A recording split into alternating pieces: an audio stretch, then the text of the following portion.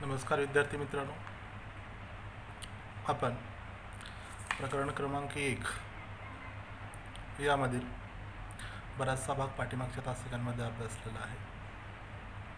शेवटच्या तासिकेमध्ये आपण धातुविज्ञान, त्याचबरोबर यंत्राचा उपयोग, भौगोलिक शोध व शोधक यांची आज माहिती अभ्यासली. त्याचबरोबर हे सगळं पाहत असताना जे नवनवीन शोध लागले, शोधकांनी नवनवीन भौगोलिक मार्ग शोधले, नवनवीन देशांचा खंडाचा शोध लागला आणि या सगळ्याचा परिणाम असा झाला की युरोपमध्ये औद्योगिक क्रांती झाली. आणि मग या औद्योगिक क्रांतीचा जगभर झालेला प्रसार कसा झाला आणि इंग्लंडमध्ये मोठ्या प्रमाणामध्ये, एव्हाना युरोपमध्ये मोठ्या प्रमाणामध्ये उद्योगधंदे निर्माण झाले आणि ह्या उद्योगधंद्याच्या व्यापारासाठी किंवा ह्या उद्योगधंद्यामध्ये निर्माण होणारा जो पक्का माल होता, ह्या पक्क्या मालाच्या शोधासाठी नवीन बाजारपेठा शोधणं गरजेचं होतं. आणि ह्या बाजारपेठा शोधण्यासाठी हे युरोपियन लोक इतर देशाकडे वळले आणि इतर देशाकडे वळल्यानंतर त्यांनी दुसऱ्या देशांमध्ये आपल्या वसाहती निर्माण केल्या आणि ह्या वसाहतीच्या माध्यमातून आपला व्यापार आणि आपल्या उद्योगधंद्याचा प्रसार आणि प्रचार केला. या सगळ्यामध्ये एक सगळ्यात महत्त्वाचा घटक म्हणजे काय, तर ह्या नवीन नवीन वैज्ञानिक शोधांचा आणि या नवीन जे सागरी मार्ग होते आणि या नवीन नवीन देशामध्ये मिळालेल्या ज्या बाजारपेठा होत्या, या सगळ्याला कारणीभूत काय असेल किंवा याचा परिणाम काय झाला असेल, तर ती म्हणजे औद्योगिक क्रांती.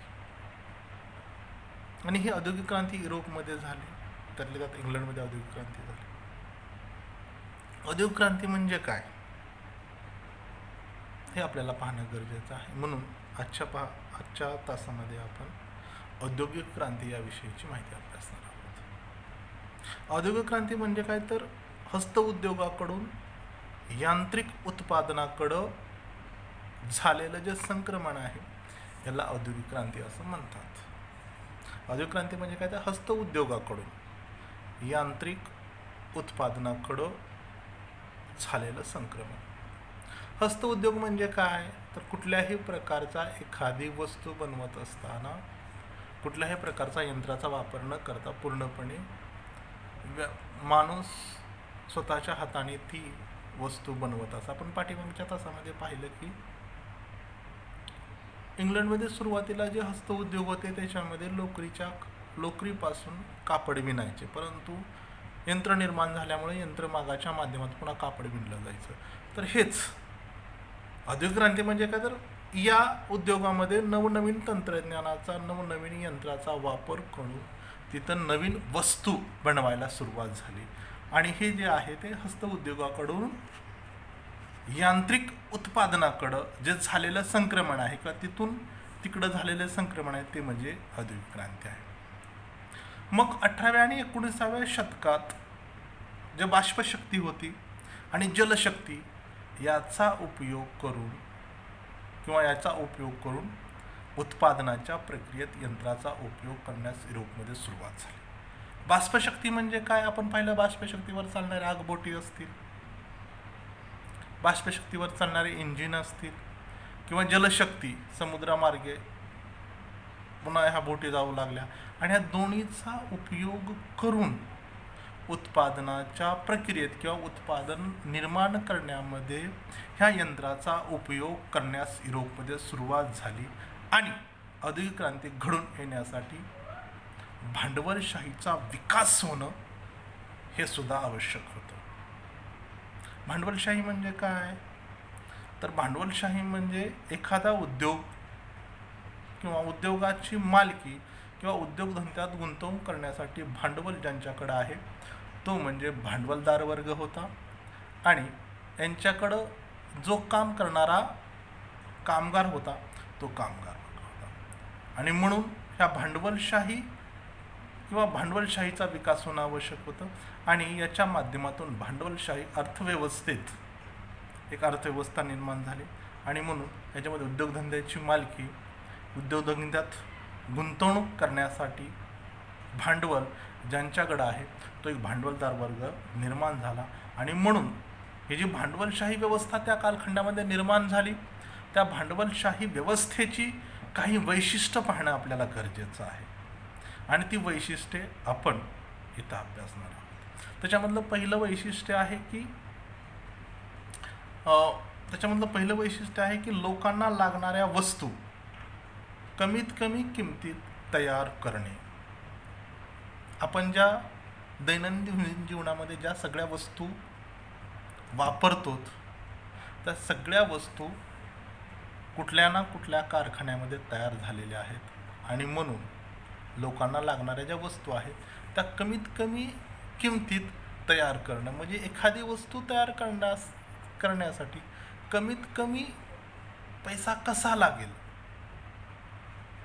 आणि तो तयार करून ती वस्तू जनतेमध्ये किंवा बाजारामध्ये कशी उपलब्ध होईल याकडं पाहिलं जातं. त्यामुळं जे हस्तउद्योग आहेत त्या हस्तउद्योगांना कुठंतरी खीळ बसलेली आपल्याला आढळून येते. त्यानंतर दुसरं वैशिष्ट्य होतं, ह्या ज्या वस्तू आहेत त्या वस्तूंची किंमत कमी ठेवण्यासाठी श्रमाचा मोबदला कमी देणे. म्हणजे ही जर वस्तू कमी किमतीत द्यायची असेल तर ती वस्तू बनवण्यासाठी जे श्रम लागतं त्या श्रमाला जे कष्ट लागतं त्या कष्टाला कमीत कमी किंमत देणं गरजेचं होतं. म्हणजे कमी खर्चामध्ये कमी कष्टामध्ये त्याच्या मोबदल्यामध्ये त्या वस्तू तयार करणं हे एक त्याचं वैशिष्ट्य होतं. त्यानंतर त्याचं नंतरचं वैशिष्ट्य म्हणजे अधिकाधिक नफा मिळवणे.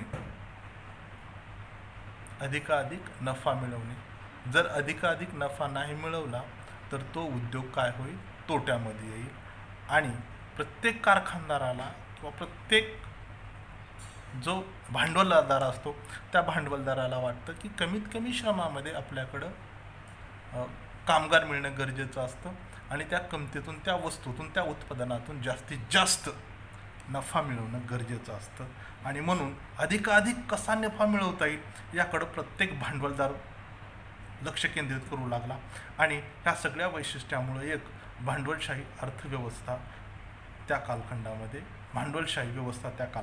निर्माण झाली.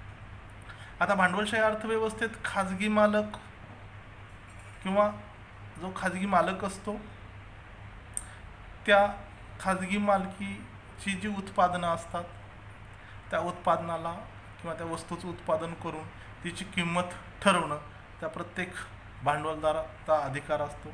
तसेच नफ्याचं प्रमाण ठरवणं याचं स्वातंत्र्य आणि उपभोक्त्याला, म्हणजे जी वस्तू, उपभोक्ता म्हणजे कोण, तर त्या वस्तूचा जो एखादा व्यक्ती वापरणार आहे तो म्हणजे उपभोक्ता, तो वस्तू विकत घेणारा जो ग्राहक आहे तो म्हणजे उपभोक्ता. म्हणून त्या उपभोक्त्याला त्या निवडीचं स्वातंत्र्य यासारख्या गोष्टी या व्यवस्थेमध्ये अंतर्भूत होत्या. बघा म्हणजे काय, तर एखादा वस्तू निर्माण करणे, तिची किंमत ठरवणे, तसेच नफ्याचं प्रमाण ठरवणे की म्हणजे ती वस्तू विकल्यानंतर आपल्याला किती नफा होईल, किती प्रमाणात नफा होईल याचं प्रमाण ठरवणे, याचं स्वातंत्र्य आणि ती वस्तू विकत घेणाऱ्याला किंवा ती वस्तू विकत घेत असताना प्रत्येक ग्राहकाला ते निवडण्याचं स्वातंत्र्य, या गोष्टी या सगळ्यामध्ये अंतर्भूत होत्या. आणि म्हणून याच्या माध्यमातून हे सगळं होत असताना मोठ्या प्रमाणामध्ये भांडवलदार निर्माण झाले, उद्योजक निर्माण झाले आणि या कालखंडामध्ये इंग्लंडमध्ये औद्योगिक क्रांती घडून येण्यास एक अनुकूल जी पार्श्वभूमी आहे ती पार्श्वभूमी निर्माण झाली. म्हणून इंग्लंडमध्ये औद्योगिक क्रांतीची सुरुवात झाली. इंग्लंडमध्येच का सुरुवात झाली? इंग्लंडमध्येच ती औद्योगिक क्रांतीसाठी अनुकूल वातावरण का होतं? इंग्लंडमध्येच औद्योगिक क्रांती घडण्यासाठी जी परिस्थिती होती ती अनुकूल का परिस्थिती होती? त्याची पार्श्वभूमी आपल्याला पाहणं गरजेचं आहे. म्हणून इंग्लंडमध्ये जी औद्योगिक क्रांती झाली ती इंग्लंडमध्येच औद्योगिक क्रांती का झाली याची कारणांचा शोध घेणं आपल्याला गरजेचं आहे आणि ती कारणं आपण पुढील प्रमाणे पाहणार आहोत. आता औद्योगिक क्रांतीसाठी घडून येण्यासाठी जी अनुकूल पार्श्वभूमी आहे त्याची कारणं आपण पाहणार आहोत. त्याच्यामधलं पहिलं कारण आहे ते म्हणजे लोह खनिज व कोळशाचे साठे मोठ्या प्रमाणात उपलब्ध होते. आपण पाठीमागच्या तासामध्ये पाहिलं की जो धातू उद्योग आहे तो धातू उद्योग इंग्लंडमध्ये विकसित झाला होता. इंग्लंडमध्ये मोठ्या प्रमाणामध्ये कोळशाच्या खाणी होत्या, लोह खनिजाच्या खाणी होत्या आणि म्हणून या दोन्हीचे साठे उपलब्ध असल्यामुळं लोहापासून किंवा कच्च्या लोखंडापासून पक्कं लोखंड बनवण्यात आलं. कोळसा सहजरित्या उपलब्ध असल्यामुळं कोळसा वापरून ते लोखंड वितळून त्याच्यापासून मोठ्या प्रमाणामध्ये अवजार, मोठ्या प्रमाणामध्ये लोखंड निर्माण केलं. त्यानंतर रेल्वे रूळ तयार करण्यात आले.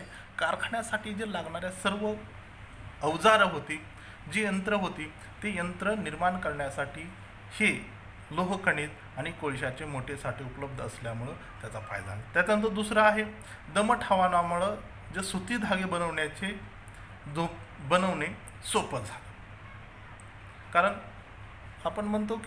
आपण पाहिलं की जो वस्त्र उद्योग आहे तो वस्त्र उद्योग मोठ्या प्रमाणामध्ये इंग्लंडमध्ये विकसित झाला होता आणि हा वस्त्र उद्योग का विकसित झाला तर तिथलं जे हवामान होतं ते दमट हवामान होतं आणि त्या दमट हवामानामुळं सुती धागे बनवणं खूप सोपं झालं. त्यामुळं सुती कापड उद्योग या कालखंडामध्ये इंग्लंडमध्ये भरभराटीस आला. कारण कुठलेही उत्पादन निर्माण करण्यासाठी किंवा कोणतंही उत्पादन घेण्यासाठी त्या उत्पादन निर्मितीसाठी एक वातावरण अनुकूल असणं गरजेचं आहे आणि इथलं सुती कापड उद्योगासाठी इथलं जे वातावरण होतं दमट हवामान ते त्यासाठी कसं होतं उपयुक्त होतं. त्यानंतर पुढलं कारण आहे इंग्लंडच्या ताब्यात वसाहतीचा मोठा प्रदेश होता आणि त्यामुळंच उत्पादनासाठी जो लागणारा कच्चा माल या प्रदेशातून आयात करणं सहज शक्य झालं. आपण पाहिलं असं म्हणतात की इंग्लंडच्या राज्याचा सूर्यास्त होत नव्हता. म्हणजे इंग्लंडच्या वसाहती आहे, इंग्लंडचे साम्राज्य आहे ते पूर्ण जगभर पसरलं होतं आणि त्यांच्या वसाहती युरोपमध्ये होत्या, आशिया खंडामध्ये होत्या, भारतामध्ये होत्या आणि ह्या सगळ्या वसाहतीत वसाहतीचा जो प्रदेश होता तो इंग्लंडच्या ताब्यात असल्यामुळं जो लागणारा कच्चा माल आहे तो इंग्लंडला सहजरित्या या प्रदेशातून उपलब्ध होत असे आणि हा जो कच्चा माल आहे तो हा कच्चा माल इंग्लंडला आयात केला जात असते आणि त्या मालावरती प्रक्रिया करून तिथं तयार झालेला जो पक्का माल आहे तो पक्का माल ज्या ठिकाणी त्यांच्या वसाहती होत्या त्या वसाहतीच्या प्रदेशामध्ये हा पक्का माल विकला जात असे.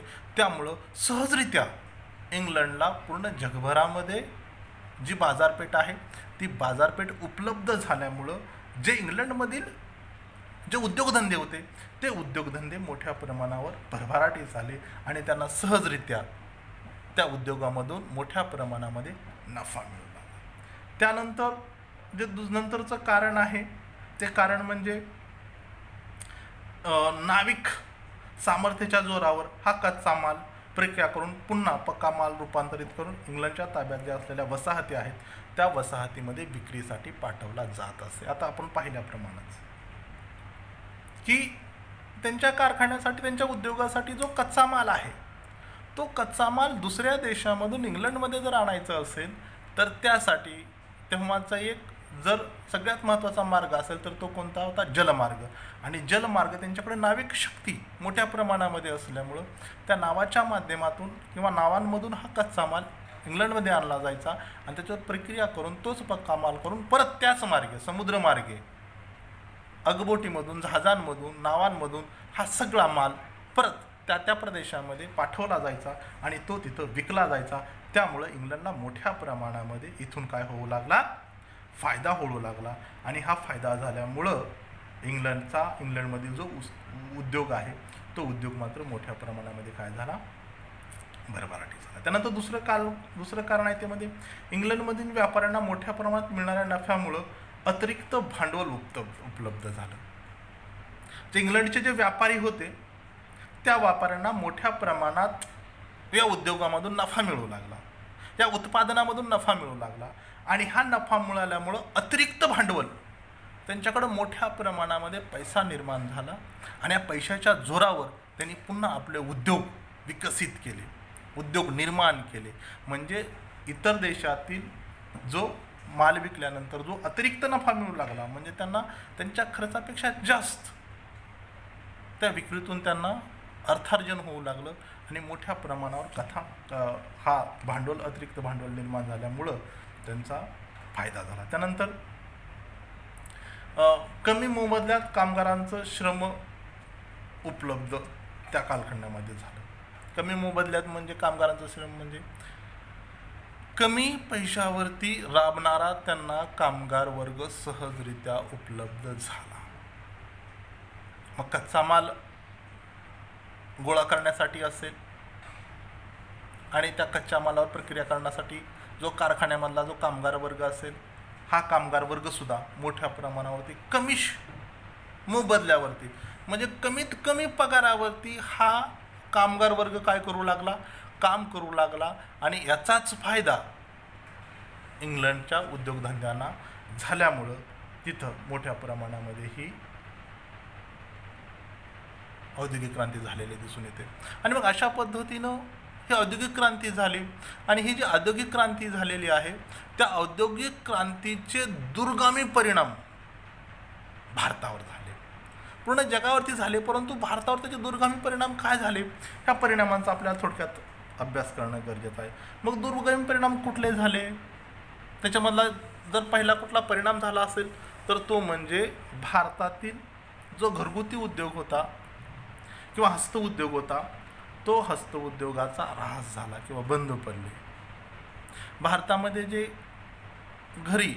घरगुती उद्योग होते, हस्तउद्योग होते, ते छोटे छोटे हस्तउद्योग बंद पडले. कारण का, इंग्लंडमधून जो येणारा माल आहे, पक्का माल, जे उत्पादन आहे ती उत्पादनं ते भारतात विकू लागले आणि त्यामुळं भारतातील जे हे सगळे हस्तउद्योग होते किंवा घरगुती उद्योग होते त्या घरगुती उद्योगांचा ऱ्हास झालेला आपल्याला आढळून येतो. त्यानंतर दुसरा परिणाम काय झाला, जे भारतातील कापड उद्योग आहे तो कापड उद्योग मंदावला म्हणजे काय तर बंद पडण्याच्या मार्गावरती असं म्हटलं तरी काही वावगं ठरणार नाही. कारण का, तर इंग्लंडमध्ये मोठ्या प्रमाणात वस्त्र विकसित झाल्यामुळं जे कापड आहे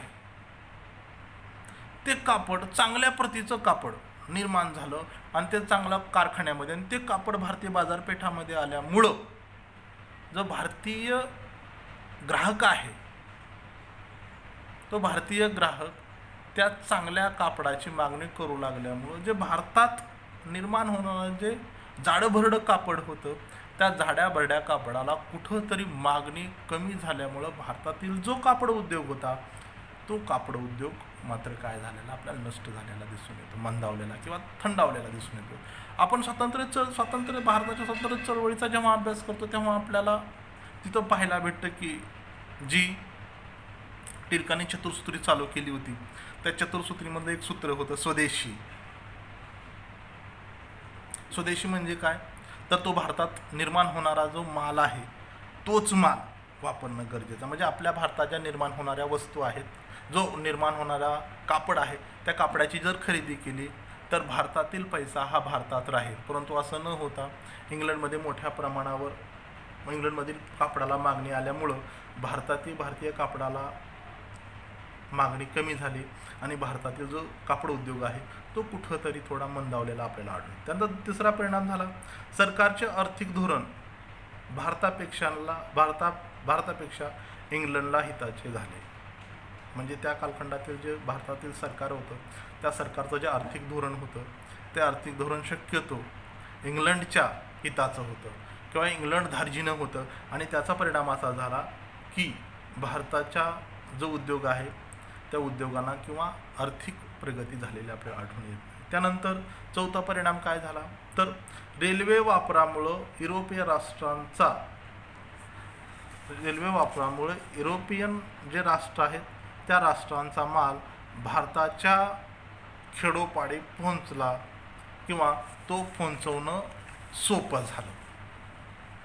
कारण इंग्लंड जी रेल्वे भारतात आल्यामुळं, रेल्वे जाळं भारतात पसरल्यामुळं जो इंग्लंडचा माल होता तो इंग्लंडचा माल किंवा युरोपियन राष्ट्रांचा जो माल होता तो युरोपियन राष्ट्राचा जो पूर्ण माल आहे तो भारताच्या खेडोपाड्यामध्ये काय झाला पोहोचला. खेड्यातील प्रत्येक छोट्या मोठ्या बाजारपेठांमध्ये हा सगळा माल, कापड असेल किंवा आणखीन काय असेल, हा सगळा माल भारतातील खेड्यापाड्यामध्ये पोहोचल्यामुळं त्याचा परिणाम असा झाला की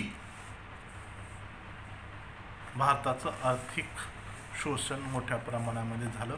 आर्थिक शोषण म्हणजे काय, तर भारतातील सगळा पैसा काय झाला पूर्णपणे इंग्लंड किंवा युरोपामध्ये चालला, इंग्लंडमध्ये चालला आणि भारताची आर्थिक स्थिती मोठ्या प्रमाणामध्ये खालावलेली आपल्याला आढळून येते. आणि याच्या सगळ्याच्या स्पर्धेतून जे युरोपियन राष्ट्र होते त्या युरोपियन राष्ट्रांच्या स्पर्धेमधून एक वेगळंच प्रश्न निर्माण झाला, एक वेगळीच व्यवस्था निर्माण झाली आणि ती व्यवस्था होती म्हणजे आर्थिक राष्ट्रवाद. याचा आपण आता थोडक्यात अभ्यास करणार आहोत. आर्थिक राष्ट्रवाद. औद्योगिक क्रांतीनंतर युरोपात आर्थिक राष्ट्रवाद पुढे आला. कारण का युरोपात औद्योगिक क्रांती झाली होती, मोठ्या प्रमाणामध्ये भांडवलशाही व्यवस्था निर्माण झाली होती आणि प्रत्येक राष्ट्र, युरोपातील प्रत्येक राष्ट्र जास्तीत जास्त भांडवल आपल्याकडं कसं निर्माण होईल, आपल्या जास्तीत जास्त वसाहती कशा निर्माण होतील आणि वसाहतीच्या माध्यमातून जास्तीत जास्त पैसा आपल्याकडं कसा येईल ही एक ओढ निर्माण झाली आणि याच्यातूनच आर्थिक राष्ट्रवाद विकसित झाला. आर्थिक राष्ट्रवादात आपल्या राष्ट्राच्या आर्थिक विकासाला प्राधान्य देण्याबरोबरच आपला जो प्रतिस्पर्धी राष्ट्र असेल त्या प्रतिस्पर्धी राष्ट्राची नाकेबंदी करणं आवश्यक झालं.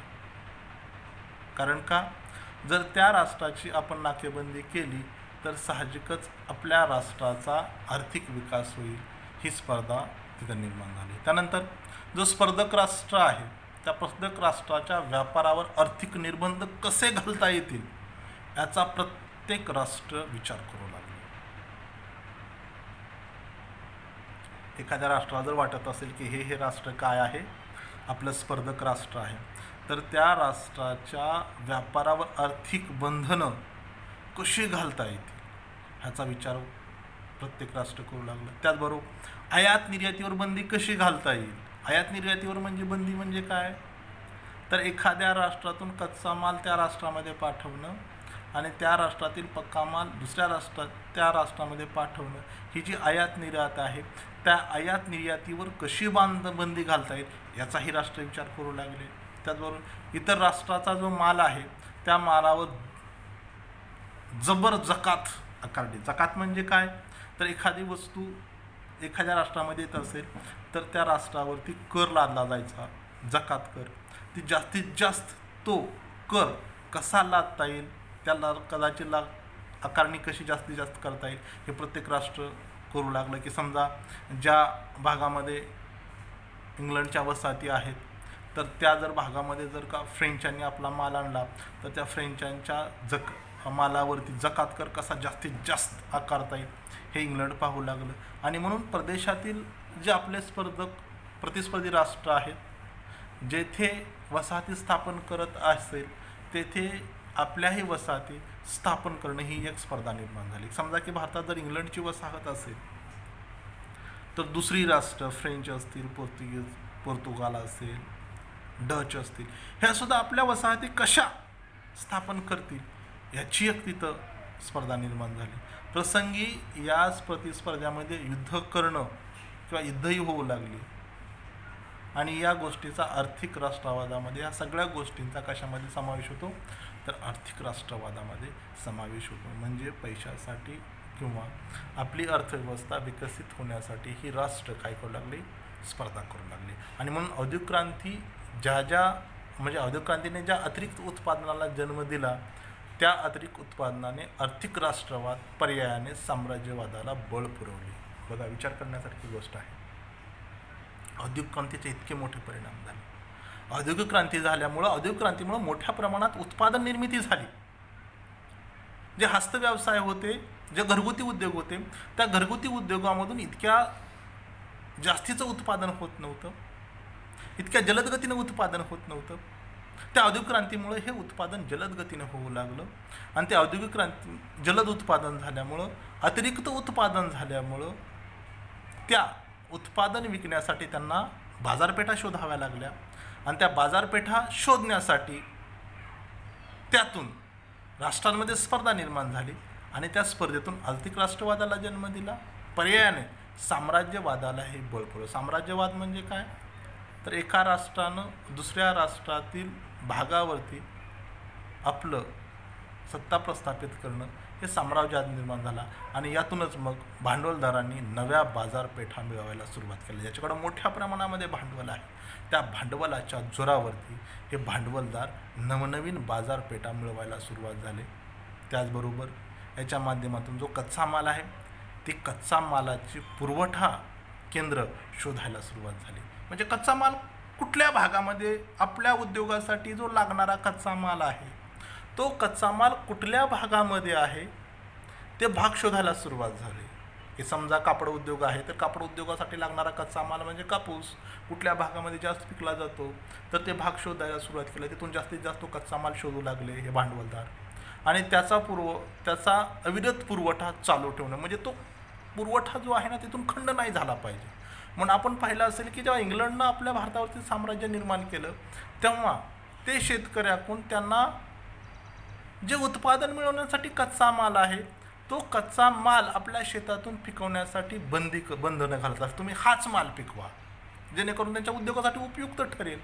तो अविरत, तो विनाखंड तो पुरवठा मिळेल. म्हणजे अशा पद्धतीने प्रत्येक भांडवलदार असेल किंवा एखादं राष्ट्र निर्माण करेल, त्यासाठी अधिकाधिक गुंतवणूकदारांना आकर्षित करणं असेल की त्या उद्योगामध्ये गुंतवणूक करण्यासाठी जे गुंतवणूकदार आहेत त्यांना ते आकर्षित करू लागले आणि ती गुंतवणूक अबाधित राखणं, असं हे चक्र सुरू झालं. आणि त्याच्या माध्यमातून मोठ्या प्रमाणामध्ये ज्या वसाहती होत्या, त्या वसाहतीमध्ये शोषण सुरू झालं आणि ह्या शोषणाचा परिणाम असा झाला की वसाहतीमधून शोषण सुरू झाल्यामुळं ज्या राष्ट्रांच्या वसाहती होत्या, त्या वसाहतीमधून जे शोषण सुरू झालं, त्या शोषणाचा परिणाम असा झाला, त्याचे काही परिणाम झाले. ते परिणाम आपल्याला पाहणं गरजेचं आहे. त्याच्यामध्ये पहिला परिणाम आहे टोकाचा राष्ट्रवाद. जी राष्ट्रवादाची भावना आहे ती टोकाची झाली की आपलं राष्ट्राचं वसाहती निर्माण करण्यास स्पर्धा निर्माण झाली. औद्योगिकरण मोठ्या प्रमाणामध्ये त्या वसाहतींमध्ये औद्योगिकरण, उद्योग निर्माण झाले, उद्योगधंदे निर्माण झाले. त्याचबरोबर वंशश्रेष्ठत्वाची कल्पना तिथं विकसित होऊ झाली. वंशश्रेष्ठत्व आपल्याला माहीतच आहे, आपण अभ्यासाला पाठीमागच्या 11 वर्षामध्ये. वंशश्रेष्ठ, तू श्रेष्ठ की मी श्रेष्ठ, माझा वंश श्रेष्ठ, ही कल्पना तिथं विकसित होऊ लागल्या. आक्रमक प्रवृत्ती वाढीस लागली. आक्रमक प्रवृत्ती, प्रत्येकजण आपण जास्तीत जास्त कशा वसाहती मिळवू याकडं पाहू लागलं आणि त्यातून अधिकच साम्राज्यवाद जो आहे, तो साम्राज्यवाद अधिक वाढीस लागला आणि त्यातूनच मग इंग्लंड, फ्रान्स, बेल्जियम, जर्मनी यासारखी जी राष्ट्र आहेत, त्या राष्ट्राने कित्येक लक्ष चौरस मीटर प्रदेश आपल्या साम्राज्यात जोडले आणि याचा परिणाम असा झाला की हळूहळू या राष्ट्रांमध्ये साम्राज्यवादाची स्पर्धा निर्माण झाली. म्हणजे कुठंतरी या सगळ्यासाठी कारणीभूत आपल्याला औद्योगिक क्रांती आहे असं सुद्धा म्हणावं लागेल. इथं आपलं प्रकरण पहिलं संपलेलं आहे. याच्या खालील जे प्रश्न आहेत ते प्रश्न आपण स्वाध्यायामध्ये सोडवणं आवश्यक आहे. आज आपण इथं थांबूया.